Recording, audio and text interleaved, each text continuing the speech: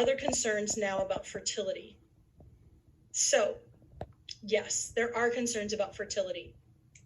Some of those concerns also hinge on menstruation, so I want to address that at the same time. So, many of my friends have reported spotting or very heavy periods following vaccinations. Why?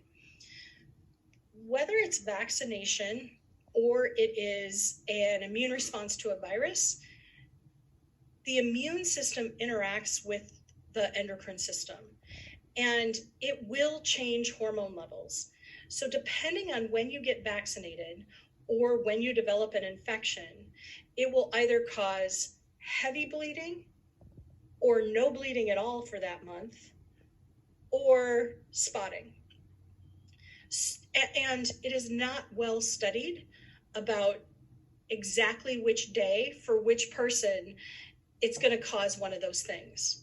So one of the concerns around fertility has been that women who have gotten, typically it's a Moderna vaccine, don't get their period for the next 2 months. And they are panicked that they are no longer going to be fertile. And that would be a good reason to panic. However, usually what we'll see is that the immune system interacting with the endocrine system will go back to normal by the 3rd month. And for some people, it only happens for 1 month. And for other women, it doesn't happen at all. But are some women losing their period for a couple of months post-vaccination? They are. So if they are in the process of trying to get pregnant, doing IVF, those sorts of things, don't vaccinate. Don't vaccinate while people are trying to get pregnant, or while women are trying to get pregnant.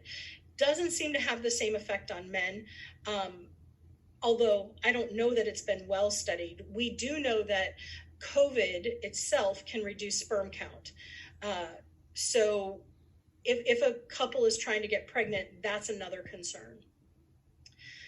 Are there other concerns around fertility that I'm missing that have been coming up for you guys? Because I know that several people sent me questions on fertility, and this is the only real thing that I can find in the literature.